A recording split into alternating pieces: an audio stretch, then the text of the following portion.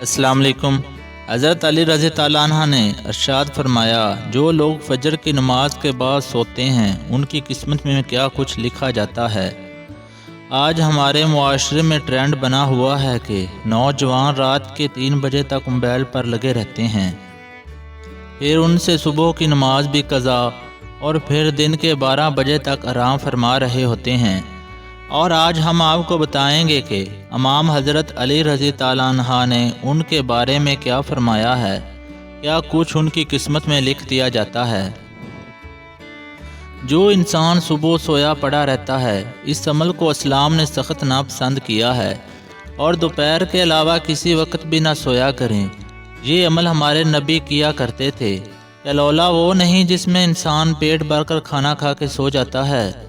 کیلولے سے مراد وہ عمل ہے کہ آپ کھانا کھا چکے ہیں یا نہیں، بس تھوڑی دیر آرام کرنا دوپہر کے آرام میں، تاکہ آپ کا جو باقی دن کا وقت ہے اچھی طرح گزرے۔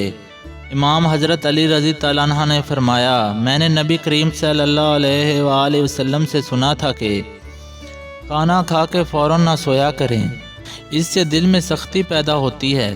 اب بات اس گہرائی تک آ پہنچتی ہے کہ اب ڈاکٹر کا بھی یہ ماننا ہے کہ جو لوگ کھانا کھا کے فوراً سو جاتے ہیں تو وہ دل کی مرض میں مبتلا ہو جاتے ہیں۔ یہی بات 1400 سال پہلے حضرت محمد صلی اللہ علیہ وآلہ وسلم نے فرمائی تھی، جب ایک مرتبہ امام علی رضی اللہ عنہ کے خدمت میں ایک شخص حاضر ہوا اور فرمانے لگا، یا علی رضی اللہ عنہ، صبح سویرے جو انسان سویا پڑا رہتا ہے اس کی قسمت میں کیا لکھا جاتا ہے؟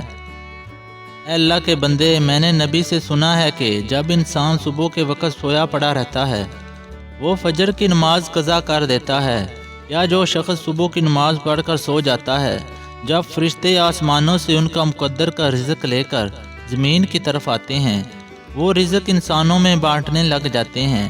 جو انسان سوئے ہوتے ہیں، اسی وجہ سے وہ فرشتے وہ رزق واپس اپنے ساتھ لے کر آسمانوں کی طرف لوٹ جاتے ہیں۔ جب وہ نیند سے فارغ ہو کر اٹھتے ہیں تب ایسے لوگ رزق کی تنگی کی شکایت کرتے پھرتے ہیں۔ جو لوگ رزق کی تنگی کی شکایت کرتے ہیں، جب آزمانے کے لیے ان سے پوچھو تو صحیح کہ صبح کتنے بجے اٹھتے ہو، تو وہ لازمی کہیں گے کہ ہم صبح اٹھتے ہی نہیں۔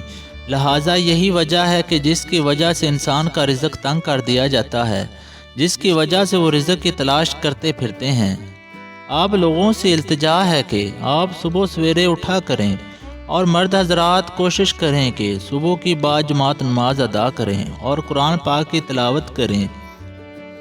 اس کے بعد آپ دن کی شروعات کریں تو آپ کا دن انشاءاللہ اچھا گزرے گا۔ اللہ حافظ۔